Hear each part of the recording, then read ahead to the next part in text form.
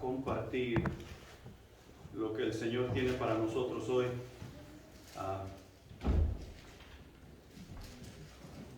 Segundo de Corintios capítulo 5, versículo 17. Como dijo el hermanazo Joel, somos una iglesia viva y ese es el testimonio que nosotros debemos estar mostrando al mundo. Imagínate un grupo de personas que está invitando a otros a entrar en el lugar donde nosotros estamos, y es un lugar de muerte, es un lugar donde todo aquel que llega se va acabando, todo aquel que llega se va apagando. ¿Quién quiere entrar? Nadie quiere entrar, ni nadie quisiera entrar a un lugar como ese. Nuestro Dios nos ha salvado, nos ha traído de la muerte a la vida. Nuestro Dios nos ha sacado de las tinieblas a la luz, donde ahora nosotros podemos decir que tenemos vida y que tenemos vida en abundancia. Y tal vida que en abundancia tenemos es lo que debes reflejar de nosotros como una luz brillante que deja ciego, que deja pasmado a todo aquel que mira a la iglesia moverse de lado a lado, discipulando, evangelizando, enseñando las cosas que el Maestro ha dejado. ¿Y sabes qué? Ese grupo radiante somos tú y yo. Nosotros, por más cansados o por más tristes o por más agüitados que pudiésemos estar, debemos mostrar alegría, debemos mostrar seguridad, debemos mostrar a Jesús en nuestras vidas, porque Cristo Jesús vive. ¿Se acuerdan de aquel pasaje que encontramos allá en los evangelios, donde Jesús está en agonía en la cruz, está colgando del madero y ya lo han golpeado, ya lo han atropellado, ya lo han abofeteado, le han hecho cargar el madero hasta el lugar de la calavera, y aparte de eso lo clavaron ahí en esa madera y lo levantaron, y aún así Jesús dice: perdónalos porque no saben lo que hacen. Y aún así Jesús grita con gran poder, con más fuerza que Él puede, y clama al Padre: ¿por qué me has abandonado? Y lo último: en tus manos encomiendo mi espíritu. ¿Sabes por qué Jesús pudo hacer eso? Porque Dios estaba con Él. Y nosotros podemos estar en la misma situación. Claro, no nos vamos a asimilar a Jesús, no nos vamos a asemejar a Jesús, pero podemos estar pasando por agonía, por tiempos difíciles, por tribulación, y la única manera porque nosotros podemos clamar al Padre y hablar con esas seguridades, porque Dios está con nosotros, y tú y yo tenemos que asegurarnos que así sea. Y para que Dios esté con nosotros es necesario mantenernos en el estudio de la palabra, mantenernos en oración, mantenernos en la comunión los unos para con los otros entre creyentes, y cuidar de nuestro testimonio para que el mundo pueda ver las buenas obras que Dios va haciendo mediante la iglesia. Segunda de Corintios capítulo 5 versículo 17 dice lo siguiente: de modo que si alguno está en Cristo, nueva criatura es. Las cosas viejas pasaron, he aquí todas son hechas nuevas.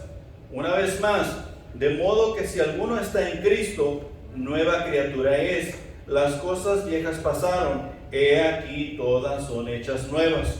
Primero quiero tocar un poquito en cuanto a la iglesia viva. La iglesia viva no vive en las cosas del pasado. Si nosotros recordamos y vemos en la historia, hay muchas iglesias que se mantienen vivas de acuerdo a la tradición, según ellos, se mantienen vivos de acuerdo a lo que los antepasados han ido dejando, y eso es lo que los mueve a seguir hacia adelante. Y como dijo Joel, o la pregunta que, bueno, ya les iba a dar la respuesta, mejor no les digo nada en cuanto a eso, porque Joel se los dejó de tarea. Pero piensan que son iglesias haciendo la voluntad de Dios viviendo de las tradiciones y costumbres de los antepasados. Y Dios no es así. Dios nos ha formado y nos ha dado vida para que tú y yo vivamos del futuro. ¿Qué es lo que esperamos? Esperamos la venida de Jesús. ¿Qué es lo que esperamos? Esperamos ir con el Señor una vez que dejemos de existir sobre la faz de la tierra, y todo eso está en el futuro, no está en el pasado. Ahora, hay unas marcas que nos constituyen vivos, o que nos constituyen una iglesia viva. Y pues, por ejemplo, ¿qué nos constituye una iglesia viva? La palabra, la predicación pura de la palabra de Dios. La palabra es lo que nos constituye una iglesia viva. ¿Qué es lo que yo estoy predicando? ¿Qué es lo que tú estás predicando? ¿Qué es lo que nosotros juntos como iglesia estamos predicando? Porque cuando testificas, cuando evangelizas, cuando discipulas, en cierta manera estás predicando. Estás llevando a cabo las enseñanzas del maestro. Aunque tú digas, es que yo no soy predicador. Maggie, que es la más pequeña aquí, dice, Dios no me llamó a predicar. Pero cuando tú estás testificando, en cierta manera tú estás predicando. Entonces, ¿qué es lo que tú estás predicando? ¿Estás predicando la verdad de la palabra de Dios, o estás predicando lo que se te viene a la mente cuando es el momento? Y Dios no funciona así. Dios planea. Dios tiene un plan para ti y para mí. Dios tiene un plan para la iglesia. Dios tiene un plan para todos sus hijos. No puede ser a la aventura. Predicar la palabra significa proclamar el evangelio de acuerdo con las enseñanzas bíblicas en el poder del Espíritu. Esto significa enseñar que la salvación es solamente por gracia de Dios, por medio de la fe en Cristo Jesús. Él es el único Salvador y no hay otro, y la salvación es únicamente por gracia. No hay nada que tú y yo podemos hacer para poder obtener la salvación. Es gracia. Dios en su infinita misericordia quiso darnos la salvación, y todo lo que tenemos que hacer es aceptarla. Y al aceptar la salvación, entonces tú y yo voluntariamente, de nuestra propia voluntad, con nuestra mente, voluntad y emociones, decidimos seguir a ese Salvador, porque hemos aceptado la salvación que por gracia Él nos dio. Y eso es la predicación sana de la palabra de Dios que tú y yo como iglesia necesitamos estar llevando a cabo. Hechos 4:12 nos dice que no hay ningún otro mediador entre Dios y los hombres, solamente ¿quién? Jesucristo hombre. Hechos 4:12 nos dice eso. Allá en Efesios capítulo 2 versículos 8 y 9 nos dice y nos recalca que la salvación es únicamente por medio de la fe, es por gracia, no por obras, para que nadie se gloríe. Imagínate que tú y yo nos pudiésemos ganar la salvación por lo que nosotros podemos hacer. Si de por sí ya somos orgullosos y jactanciosos, hey, ¿qué te parece? Mira lo que me he ganado yo. Oye, ¿qué hiciste? No, pues esta gran obra que yo hice aquí para tener... No, hombre, fuéramos más vanidosos de lo que somos. No es por obras.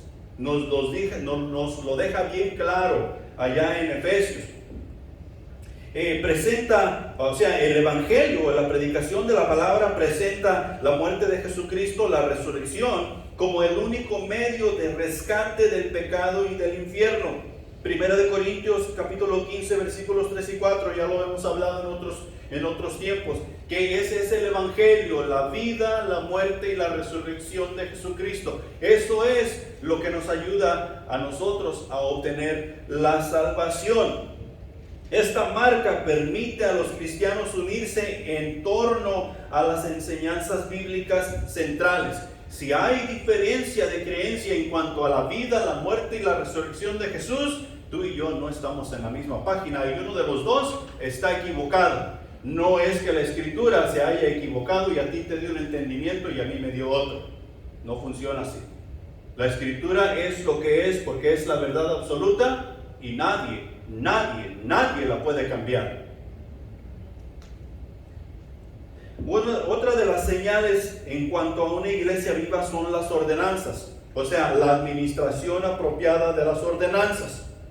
Jesús estableció las dos órdenes del Nuevo Testamento, del bautismo cristiano y la cena del Señor. Y ya vemos nosotros que aquí como iglesia hemos hecho fiesta con estas cosas. Hemos hecho fiesta con el bautismo y hemos hecho fiesta con la cena del Señor. Porque algunos tomamos el bautismo y lo hacemos como nosotros queremos y decimos que eso es lo que el Señor ha ordenado. Otros, la cena del Señor, la tomamos a la ligera y decimos, esto es lo que Dios ha ordenado. Y eso no es correcto.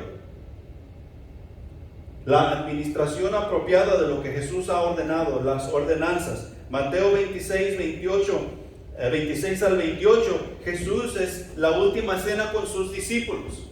Y Jesús les da a saber a sus discípulos que este es mi cuerpo, les da a enseñar el pan y este es mi cuerpo que por vosotros es quebrantado. Y cuando levanta la copa, esta es mi sangre del nuevo pacto.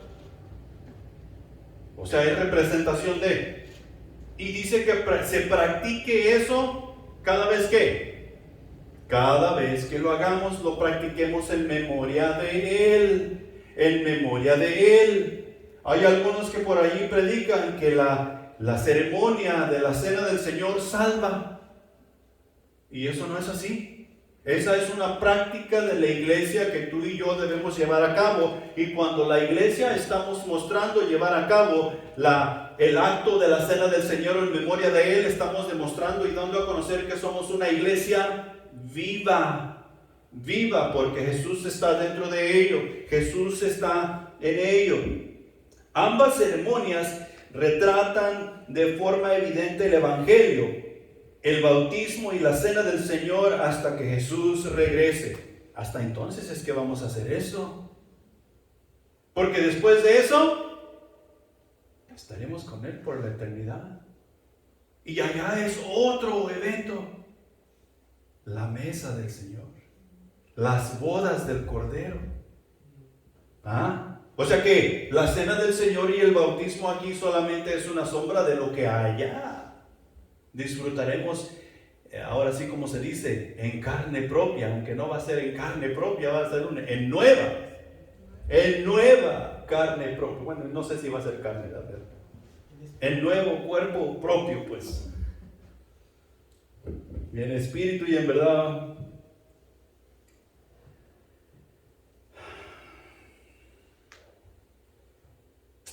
El bautismo y la cena del Señor muestran unión con Cristo y perdón de pecados.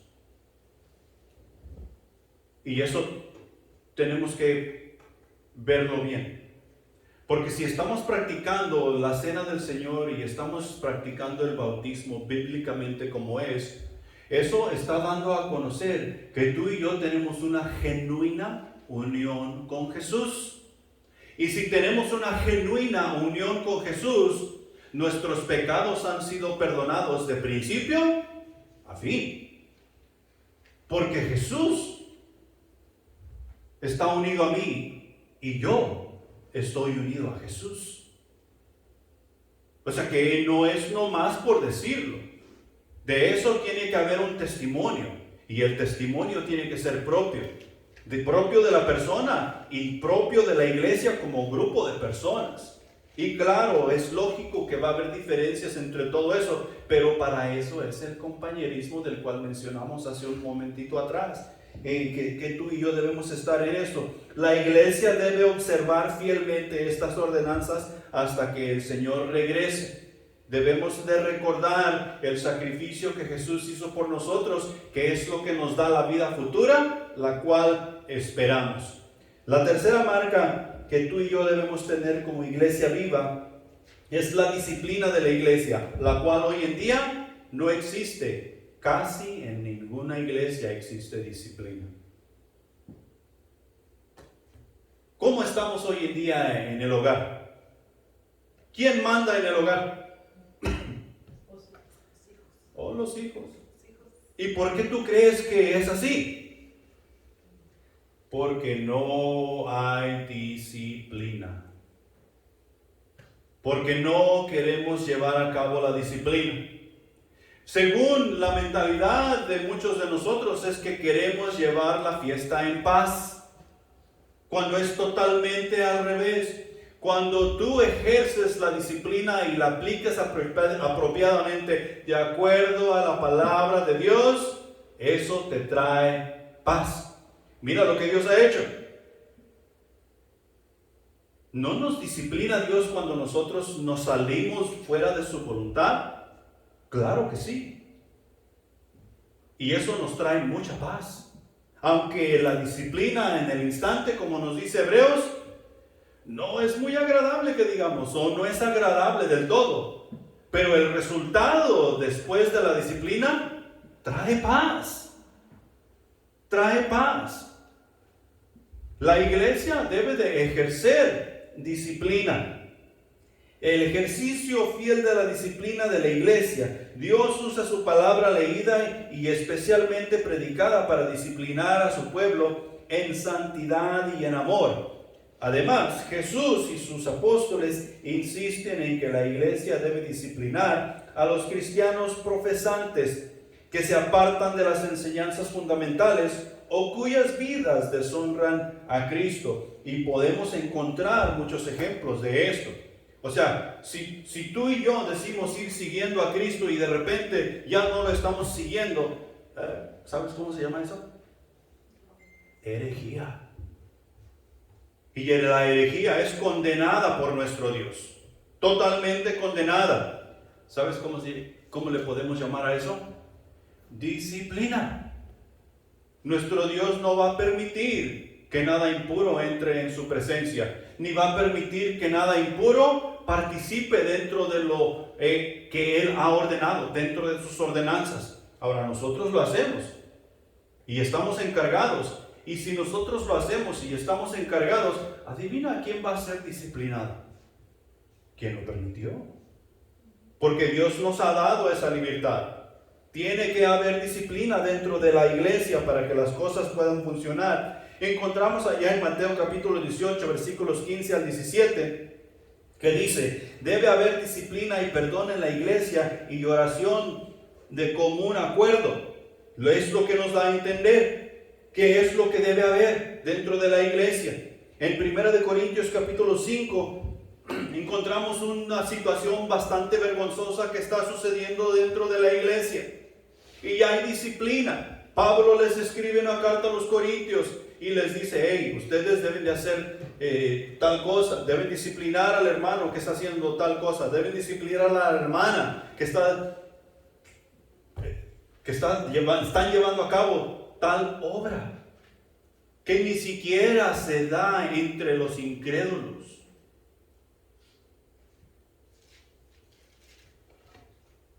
Debe haber disciplina dentro de la iglesia. Recordemos que Dios nos llamó a santidad, no a inmundicia. En la iglesia debe de ser una iglesia santa. Allá en Gálatas capítulo 1, versículos del 1 al 2, nos da a entender la nueva vida en Cristo es una hermandad que tú y yo debemos ver los unos por los otros y exhortarnos los unos a los otros si es que nos encontramos en algún error o vemos que estamos en algún error.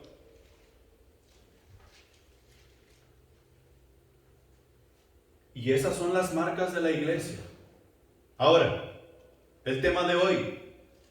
Dios nos habla y nos dice que tú y yo no debemos vivir del pasado.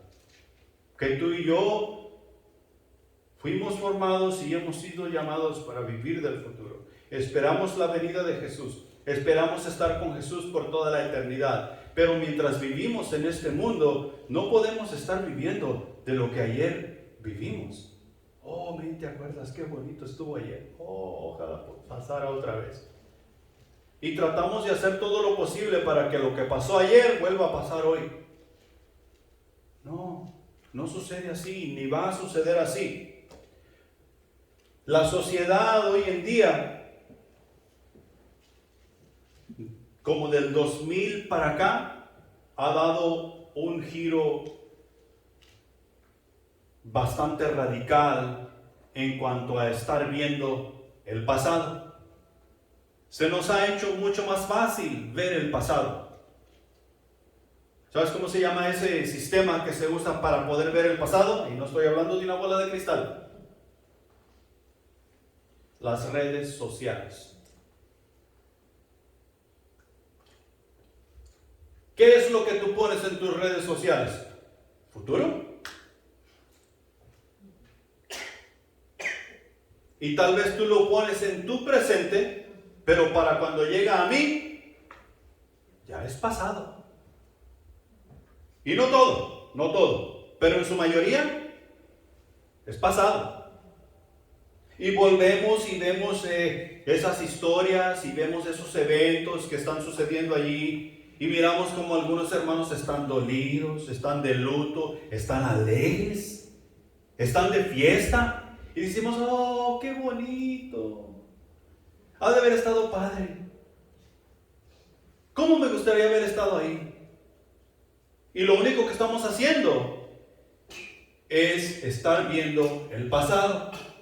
Muchos de nosotros nos hemos reconectado con amigos que tuvimos en la escuela, nos hemos reconectado con familiares que hace muchos años no vimos, o amigos, y algunos hasta las exnovias o exnovios hemos andado buscando en las redes sociales para ver cómo se ven hoy en día.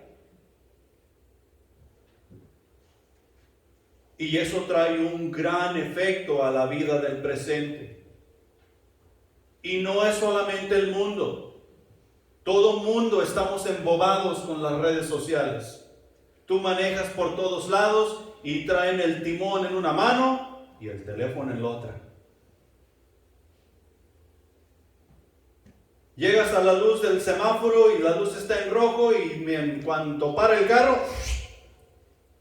a buscar a tu teléfono para ver qué está pasando en las redes sociales o mandarle un texto a otro. Oye, estoy en la luz roja, como en 20 segundos se va a poner verde. ¿Y? Nos ha embobado tanto y la mayoría de eso es el pasado. Algunos de nosotros no podemos vivir sin redes sociales. ¿Se te ha perdido el teléfono últimamente?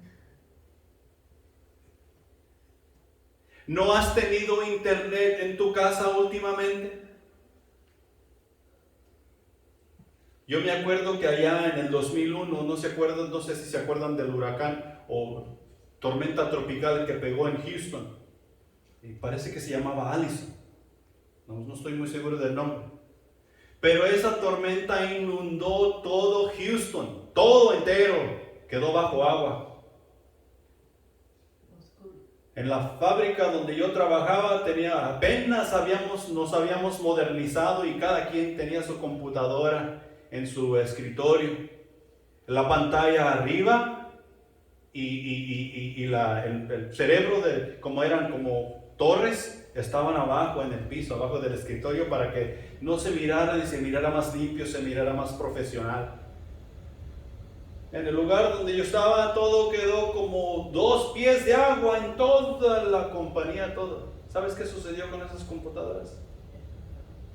Matarilirá. Eso pasó un viernes. Hubieras visto el caos el lunes por la mañana.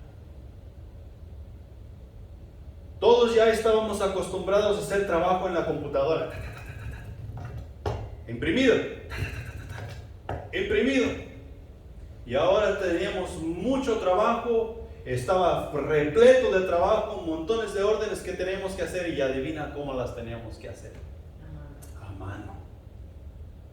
Todos nos estábamos quejando, mire esto, cómo cansa. Y un montón de papeles por un lado, nunca vamos a acabar. ¿No que queríamos vivir del pasado? Estábamos literalmente viviendo el pasado, pero nos trajo un montón de caos, nos trajo un montón de problemas. Tú y yo como iglesia necesitamos cuidar de que no estemos viviendo del pasado. Hemos tenido muchos momentos bonitos en el pasado, como cuando hemos celebrado nuestro aniversario y nos quedamos a cocinar, nos quedamos a jugar voleibol allá afuera y toda la cosa, y pasamos un rato de veras agradable, según nosotros. Pero no hay momento como los momentos que podemos pasar con el Señor, tú y yo, como iglesia y a solas. Tú y yo necesitamos enfocarnos en el Señor y dejar esas redes sociales para el mundo. Y es más, el mundo ni siquiera necesita estar en esas redes sociales tampoco. Si vamos a estar en esas redes sociales, necesitamos aprovecharlas para bien y no dejarnos arrastrar por su corriente. Los hijos de Dios no corremos a la aventura, tenemos una meta. Tenemos una meta, y esa meta es llegar con el Salvador. Esa meta es llegar con el Señor. Filipenses capítulo 3, versículos 13 y 14 dicen lo siguiente: hermanos, yo mismo no pretendo haberlo alcanzado, dice Pablo, pero una cosa hago, olvidando ciertamente lo que queda atrás y extendiéndome a lo que está delante, prosigo a la meta, al premio del supremo llamamiento de Dios en Cristo Jesús. Y las dos cosas que yo quiero que tú mires aquí es que ciertamente olvidando el pasado,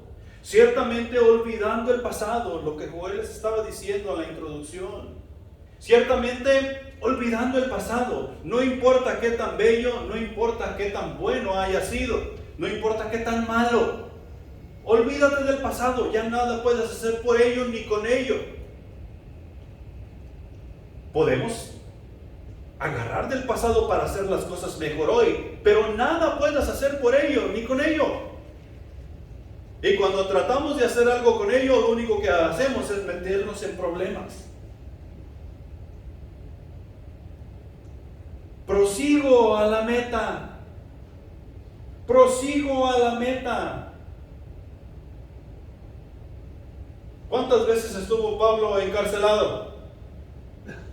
Prosigo a la meta. Pablo, estás en la cárcel, te están golpeando, es más, mañana te van a decapitar. Prosigo a la meta, dice Pablo. Jesús estaba colgado en el madero, ¿y qué decía Jesús? Prosigo a la meta. Tú y yo podemos estar pasando por el rato más agonizante de nuestras vidas, y no quiere decir que allí vamos a dejar de proseguir. Si somos verdaderos creyentes, si somos esa iglesia viva que acabamos de describir hace unos momentos atrás, tú y yo necesitamos proseguir a la meta. Eso es lo que nos va a impulsar, eso es lo que nos va a dar ánimo a seguir. Prosigo a la meta. No podemos vivir del pasado. Ahora, punto número 1, sobre el versículo que leímos en 2 de Corintios capítulo 5, versículo 17. El creyente tiene una vida en Cristo. El creyente tiene una nueva vida en Cristo Jesús. El creyente tiene una nueva vida en Cristo Jesús. Y porque tiene esa vida nueva en Cristo Jesús, no puede vivir del pasado. No tiene la capacidad de vivir del pasado. Es imposible vivir del pasado, porque la vida nueva que en Cristo Jesús hay es solamente del futuro. Imagínate que Jesús hubiera resucitado y al resucitar él anduviera buscando una mujer con quien casarse, porque ahora sí tenía un cuerpo nuevo, tenía una vida nueva en la cual podía edificar y tener esposa e hijos y fundar una iglesia, porque eso es lo que hizo, ¿no?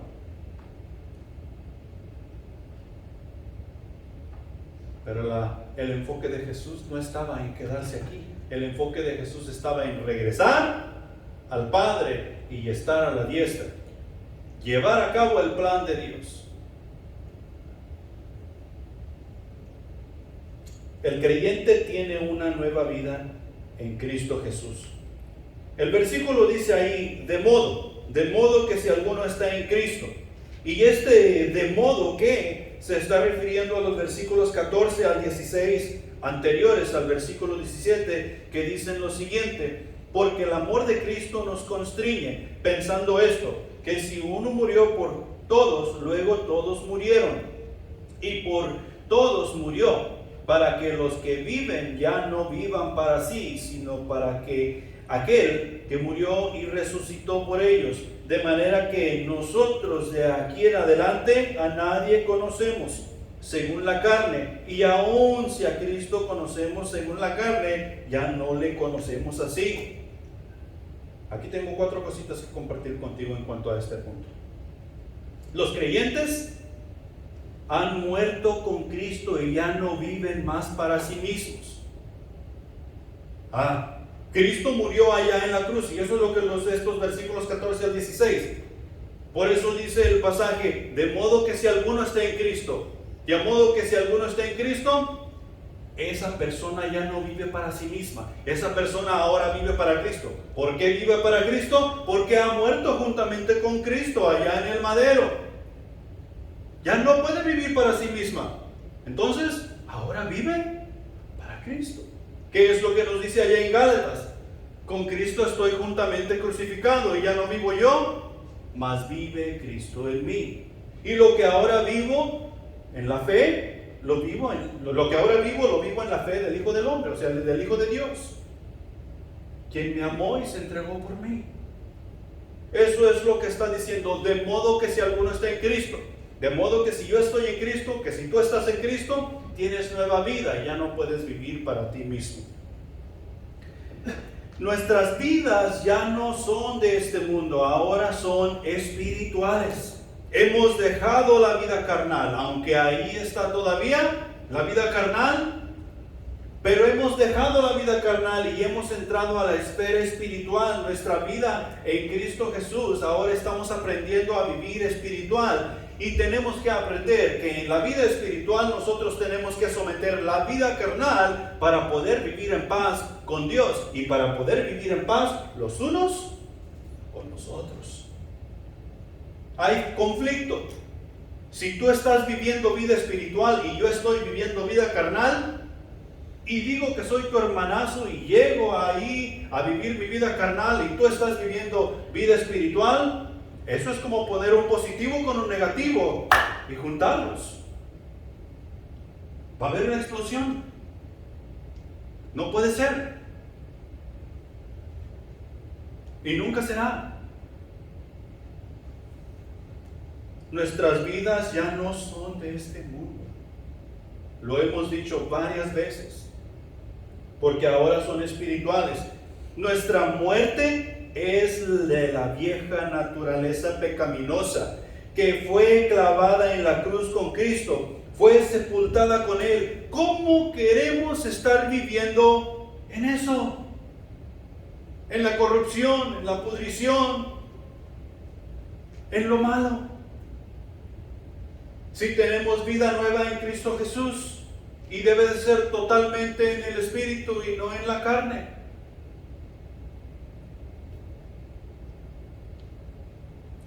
Creo que a alguien le escuché esta anécdota y creo que es verídica. Estaba contando que su hija quiso un puerquito de mascota,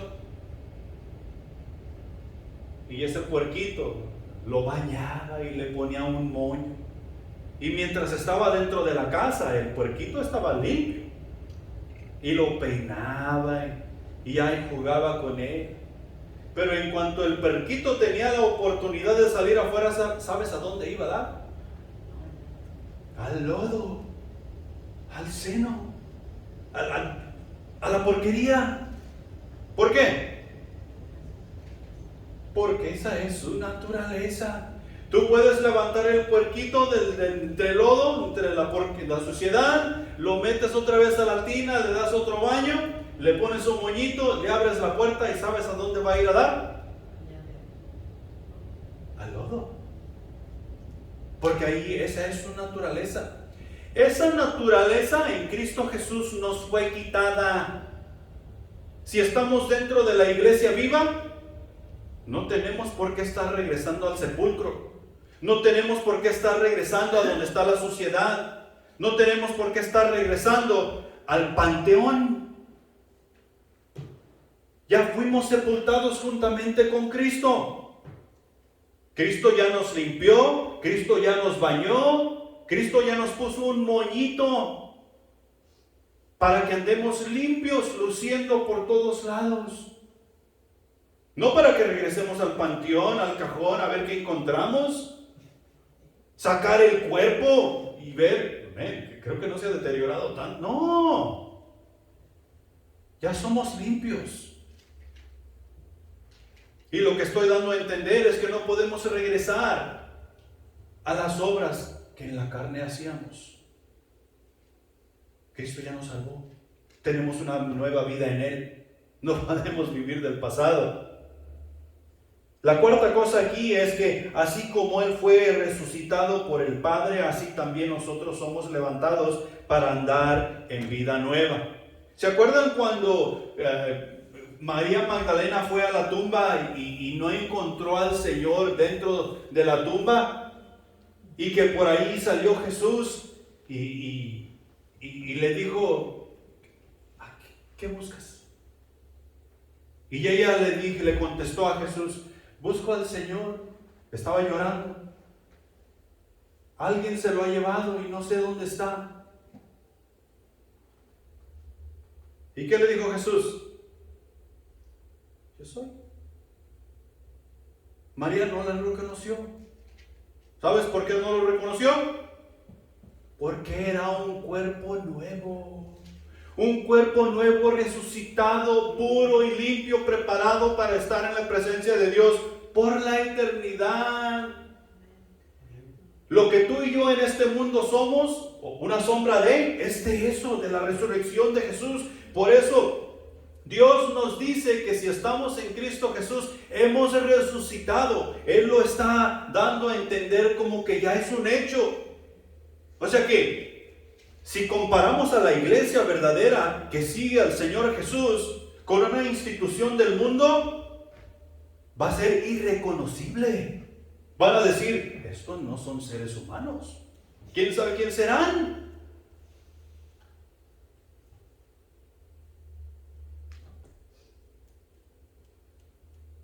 Porque vivos estamos. Porque no somos de este mundo. No somos de este mundo, tenemos una nueva vida en Cristo Jesús. La vida nueva en Cristo Jesús en realidad es una creación, algo creado por Dios. Y esto nunca lo miramos de esta manera. Decimos que el creyente está siendo regenerado, el creyente ha nacido de nuevo. Pero lo que hizo Dios en realidad es agarrar a ese pecador y crear una vida nueva en ese corazón. Y nosotros podemos ver cómo es una vida nueva, totalmente nueva. No tiene nada que ver con el pasado. Lo único que tiene que ver con el pasado es que está en este mismo cuerpo, pero no tiene en absoluto nada que ver con el pasado. Es totalmente una nueva creación. Dios es el único que puede hacer eso. Es por eso que no depende de mí. No es por obras para que yo me gloríe. Es una creación totalmente nueva. Esa vida nueva que tengo en Cristo Jesús es una creación totalmente nueva. Así como Dios hizo las cosas desde el principio. ¿Qué había en el principio? Nada. Entonces, ¿Dios de dónde agarró para hacer lo que hay? De la nada. De la misma manera, Dios creó tu nueva vida en Cristo Jesús de la nada, porque no había de dónde agarrar. Y nosotros decimos, sí había. Y Dios dice, no sirve. No hay de dónde agarrar. Entonces lo que Dios hizo, hágase. Y se hizo. Una nueva vida en Cristo Jesús, en cada uno de nosotros que hemos decidido aceptarle como Salvador. Es una nueva creación dentro de nuestros corazones, mente, voluntad y emociones para cada uno de nosotros que Dios está haciendo. Punto número 2, o más bien que ya hizo. Punto número 2. Acuérdense que estamos hablando del creyente. Vivir en el pasado le priva de vivir el presente.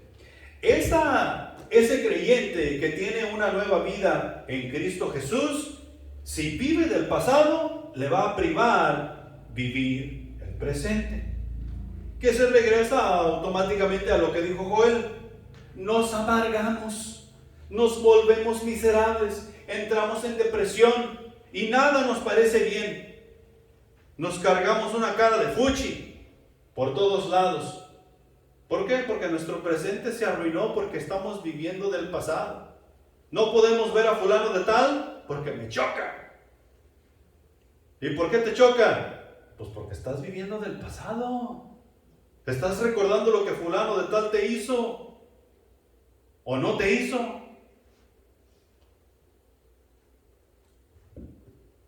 Nuestro pasaje allá en 2 de Corintios dice: las cosas viejas pasaron. Las cosas viejas pasaron. Y se refiere a esto. Lo viejo se refiere a todo lo que es parte de nuestra vieja naturaleza. Las cosas viejas pasaron. Todo lo que es parte de nuestra vieja naturaleza. Y miren, el orgullo. ¿Dónde pertenece el orgullo? ¿Al pasado? ¿Al presente? Al pasado. Es que yo tengo orgullo del bueno. No existe tal cosa. Tener orgullo del bueno. Nosotros podemos estar alegres por nuestros hermanos que están haciendo un buen trabajo. Podemos estar ahí a la par con ellos. Pero nosotros hemos inventado que tengo orgullo del bueno para contigo. No existe. Existe porque nosotros lo hemos inventado y decimos: estoy orgulloso de ti, campeón. Y lo usamos. Pero realmente lo que estamos dando a entender es que hey, me siento bien por ti, estoy alegre, estás haciendo un buen trabajo. Si necesitas ayuda, aquí estoy para ayudarte. Es lo que estamos dando a entender. Pero el orgullo pertenece al pasado. El amor al pecado, ¿qué te parece? ¿Al pasado o al presente? Al pasado. Dijo Joel, ¿te acuerdas de las cebollas que comíamos allá? De la carne, los pepinos. Pueblo de Israel en el desierto. Y nosotros a veces estamos igual. Yo a veces le digo a Grisel, ¿te acuerdas allá por el 2017, 2018 y hasta el 2019? Cuando ya éramos un grupo bastante grandecito. ¿Y de qué sirve? De nada. Es más, estar pensando en esas cosas y estar soñando con esas cosas me detiene de estar escribiendo para el mensaje que tengo que anotar para el domingo.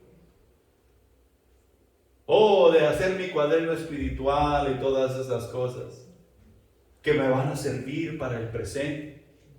No puedo estar recordando el pasado. Debo dejar ese amor al pecado, la confianza en las obras. ¿Qué tal? La confianza en las obras. No, es que yo lo puedo hacer. Hace 15 años yo lo hacía sin ninguna dificultad. Yo lo puedo hacer. ¿Qué tal? Si aquel lo hizo, ¿por qué yo no? Hay una confianza en las obras. No, mira, es que si yo hago esto, todo va a salir bien. Si nosotros como iglesia logramos hacer eso, esto va a estar buenísimo. Hay una confianza en las obras. ¿A dónde pertenecen? Al pasado. Entonces vamos de acuerdo. Y hay un montón de cosas que nosotros podemos nombrar. Esas solamente son unas. El orgullo, el amor al pecado, la confianza en las obras. ¿Qué te parece en nuestra opinión? Este es un problema que nosotros tenemos bastante fuerte. Creo que se los he mencionado ya. Nos ponemos a dar la enseñanza de Dios, nos ponemos a hablar de las verdades de Dios y decimos, en mi opinión, lo que yo te estoy dando desde este púlpito no es mi opinión. Es la verdad de la palabra de Dios. Y más me vale que me asegure que es la palabra de Dios. Y pues si tú creías, no, pues está bien. No, más te vale a ti que te asegures que es la palabra de Dios que estás recibiendo. Porque si no, todos vamos a estar mal. Nos vamos a ir por el despeñadero y contentos y felices. Lo que nosotros hacemos en cuanto a Dios no son opiniones, son verdades. Los hábitos y pasiones pasadas, todo eso pertenece al pasado. La segunda cosa, que es todavía aún más importante, es lo que amábamos ha muerto. Lo que amábamos ha muerto. Ha quedado atrás, está sepultado, ya no existe más, ya no lo podemos ver, ya está perdido, totalmente perdido lo que nosotros amábamos. Especialmente el máximo amor a uno mismo, el amor a mí mismo. ¿Cuál es la razón por la que hacemos todas las cosas que nosotros hacemos o personalmente hacemos? Las hacemos por mí mismo. Si no me benefician a mí, yo no tengo interés en ello. Tal vez yo voy contigo y te ayudo, pero si no me beneficia a mí, no te voy a ayudar como debo ayudarte. Te ayudo porque eres mi amigo, te ayudo porque eres mi hermano, pero si yo no saco beneficio,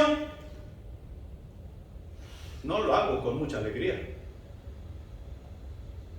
Y de eso es lo que está hablando. Todo eso ha muerto, así es que si te ayudo, debes de ser contento y alegre. Y si no te ayudo, debes ser contento y alegre también. No dejemos que esas cosas nos afecten de esa manera, porque todo eso ha quedado en el pasado.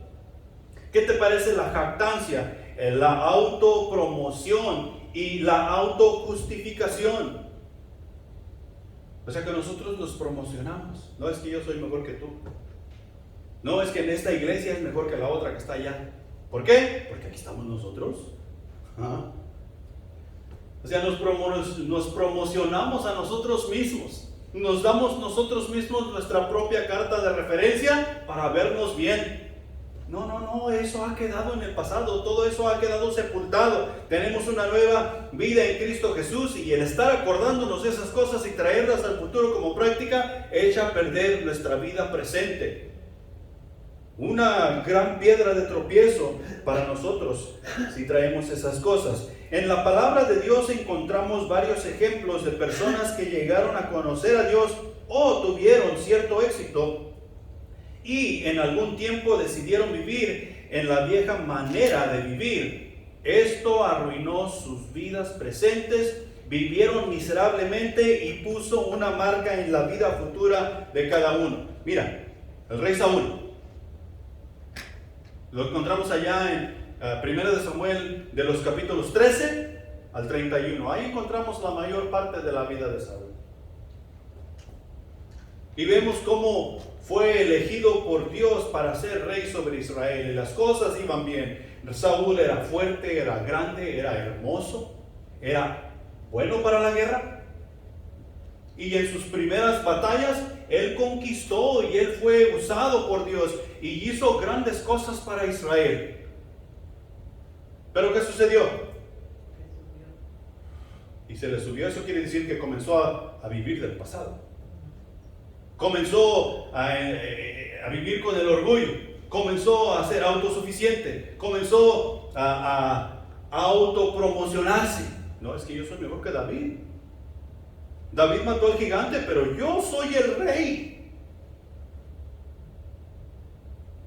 Y miramos cómo Dios lo desechó, porque hizo las cosas como Dios no mandó. O sea que echó a perder su vida presente y puso una marca en su vida futura. Mira lo que estamos aprendiendo de Saúl hoy. ¿Qué no hacer?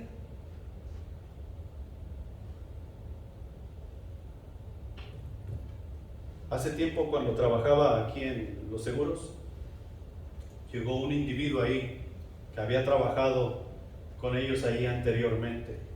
Y llega y saluda a los jefes y les dice: hey, ¿cómo están? ¿Qué tal? Le estás enseñando aquí a los trabajadores qué no hacer, hablándoles de mí. ¿Ya me entendieron?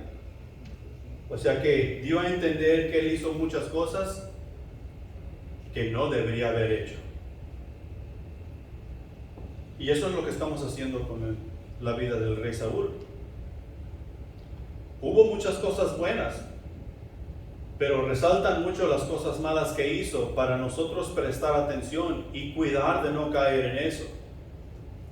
Puso una marca en su vida futura. ¿Qué te parece el rey Nabucodonosor? No es que el rey Nabucodonosor hubiera conocido a Dios y creció como rey, sino que él salió del mundo, él fue rey, pero él se está ensoberbeciendo a él mismo. Él está viendo la nación entera de Babilonia y está diciendo: mira nomás lo que yo he hecho. No es esta mi gloria que tú miras aquí. Y todo esto que tú miras aquí es porque yo soy rey.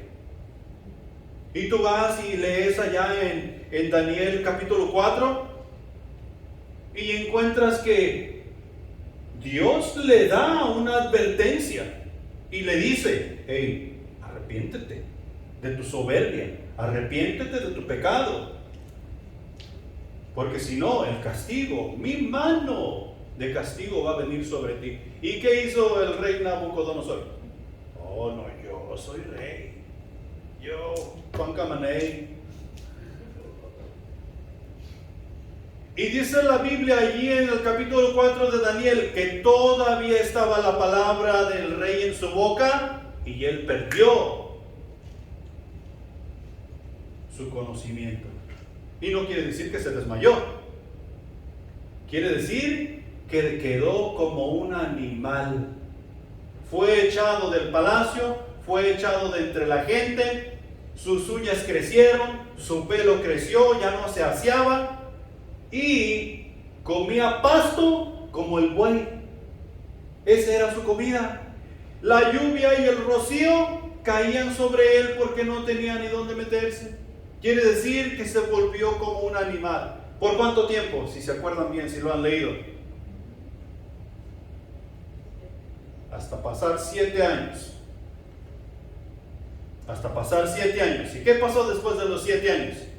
Él volteó sus ojos hacia el Dios Altísimo, Jehová, Dios de los ejércitos, y reconoció que Jehová es Dios y que Él es un simple hombre, obra del Dios Altísimo. Se arrepintió y pidió perdón y fue restaurado. Los príncipes que con él estaban, la gente de consejo y todos regresaron a él y regresaron con él y fue restaurado su reino. Y ahora él mismo dice: yo, Nabucodonosor, alabo al Rey del cielo, a Jehová, Dios de los ejércitos, porque no hay Dios como él. O sea que arruinó su presente y puso una marca en su futuro. Lo mismo es para nosotros. No podemos estar viviendo del pasado porque va a arruinar nuestro presente y va a poner una marca para nuestro futuro. De hecho, nosotros podemos decir que algunos de nosotros, si no es que todos, ya tenemos una marca en nuestro futuro. Todo lo que tenemos que hacer es analizar nuestra vida en Cristo Jesús. Y tenemos que tratar de hacer las cosas mejor de como las hemos estado haciendo, para que Dios tome honra y gloria. Nos es necesario recordar que somos una nueva creación en Cristo Jesús y como resultado parte de una iglesia viva. Vivir en el pasado echará a perder lo poco o mucho que en Cristo Jesús hayamos logrado. Tenemos que tener mucho cuidado y vivir para Cristo y no en el pasado. Punto número 3. El futuro forja la vida del creyente. Nuestra vida que nosotros vamos forjando en Cristo Jesús no debe estar forjada por el pasado, sino que debe estar forjada por el futuro que en Cristo Jesús tenemos. Una nueva vida en Cristo, la vida en la eternidad con Dios, mar de cristal y todas esas cosas es lo que debe forjar nuestra vida como creyentes. He aquí todas las cosas son hechas nuevas, nos dice el pasaje allá en 2 Corintios capítulo 5 versículo 17.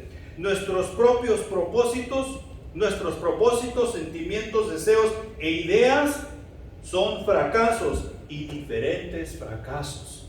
Fíjate, nuestros propios propósitos, nuestros sentimientos son fracasos. Imagínate que nosotros hiciéramos la iglesia por sentimiento. Que nosotros adoráramos a Dios por sentimiento. Hoy tú vienes con depresión y ¿cómo vas a alabar a Dios? Hoy tú vienes enojado y ¿cómo vas a alabar a Dios? Hoy tú vienes triste y ¿cómo vas a alabar a Dios? Hoy tú vienes te molesta todo, te das malo del estómago. ¿Cómo vas a alabar a Dios? No. Nuestros sentimientos nos van a fallar. No podemos basar en eso. Todas las cosas son hechas nuevas. La Biblia parece ser un nuevo libro y aunque la hayamos leído antes, hay una belleza en ella que nunca vimos antes. ¿No nos sucede eso? Le estoy hablando ahorita hace un ratito de Daniel y hasta parece, oh, wow, es cierto. Y el rey Nabucodonosor reconoció. Ay, imagínate tú. Nos maravillamos. Y tal vez lo hemos leído un montón de veces. Pero es que es en la vida nueva que en Cristo Jesús tenemos, que va forjando ese futuro que tenemos. Nos va dando nuevas maravillas cada día cuando nos ponemos a leer la palabra de Dios. Mira, ¿qué es lo que escuchamos en la iglesia todo el tiempo? Escuchamos en la iglesia todo el tiempo que Jesús vivió, que Jesús murió y que Jesús resucitó. Todo el tiempo.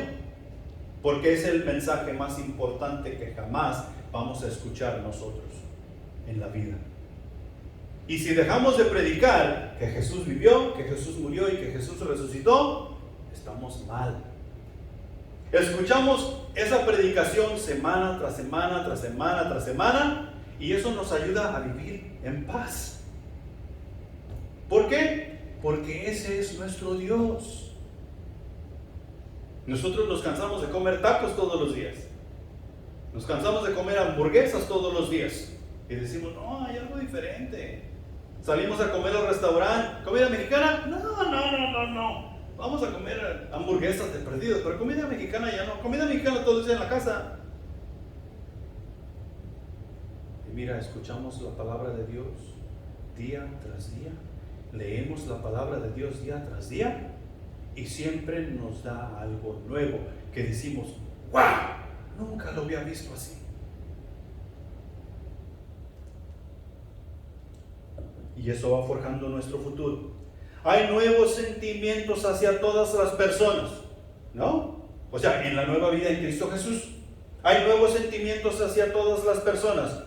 Una nueva clase de amor hacia la familia y amigos. Ya no los miramos igual. Ya no los miramos que son malvados. Es malvado, pero le puedo predicar la palabra de Dios. Ya lo miramos diferente. Todo malvado puede cambiar. Y voy a buscar la oportunidad. No, mira, nuevos sentimientos en cuanto a la familia y amigos. Una nueva compasión que nunca sentimos antes por los enemigos. Ya no los queremos destruir. Ahora vamos a ver si los de perdidos los dejamos vivir ahí. Y entre más caminamos forjando nuestra vida futura, pues mis enemigos ya no se miran tan mal. Voy a ver si les puedo predicar el evangelio. O sea que la vida va cambiando porque está siendo forjada por el futuro en Cristo Jesús. Nuestros sentimientos van cambiando hacia las personas, hacia las circunstancias de la vida y toda la cosa, porque estamos viviendo una nueva vida en Cristo Jesús. El pecado al que una vez nos aferramos, ahora deseamos que se aleje para siempre. Y muchos de nosotros nos hemos quejado. ¿Por qué tengo estos pensamientos una y otra vez? Quisiera que Dios agarrara un borrador y los quitara de mi mente.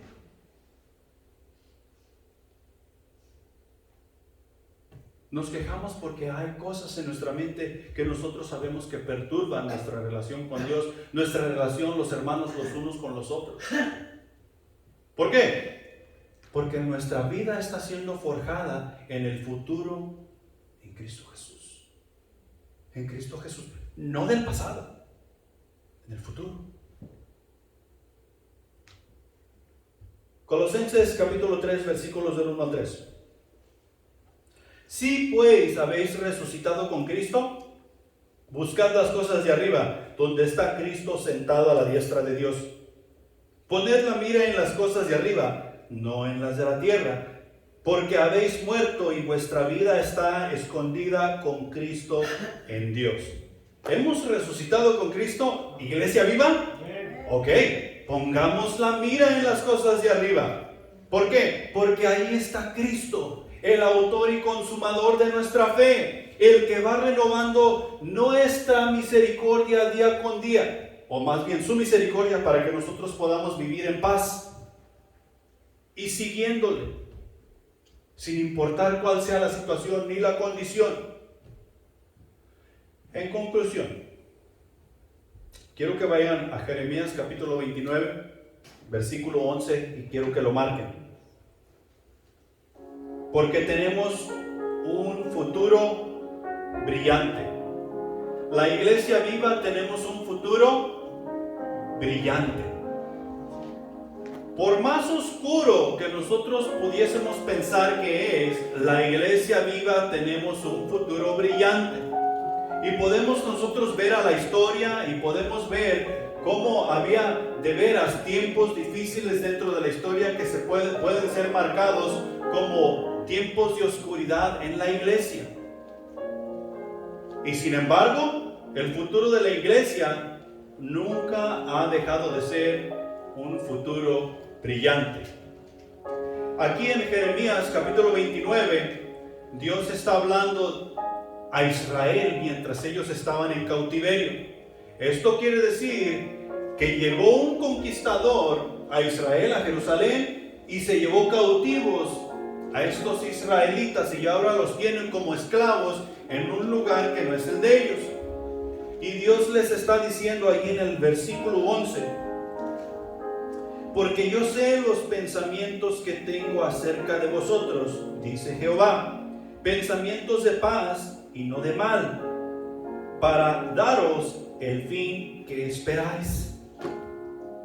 O sea que al verlo así, como que no tiene sentido, porque ellos están en cautiverio, están en agonía, están en sufrimiento, y Dios viene en oración y les hace saber: yo sé los pensamientos que tengo para vosotros. Son de paz, son de alegría, son de abundancia. Y si sigues leyendo el capítulo 29 te das cuenta que Dios dice: yo los recogeré de los confines de la tierra, a donde quiera que sea que yo los haya esparcido, y los traeré de regreso a la tierra que yo les prometí. ¿Por qué? Porque ustedes son mi pueblo escogido. Yo los traeré, dice Jehová. Dios nos ha elegido a ti y a mí.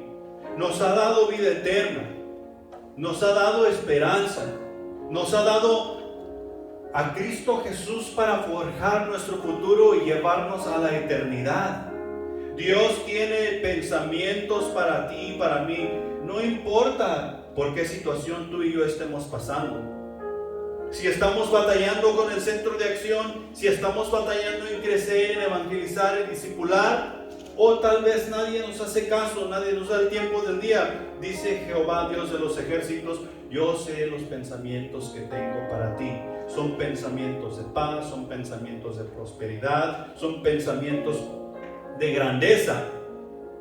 Simplemente sígueme. No vivas del pasado,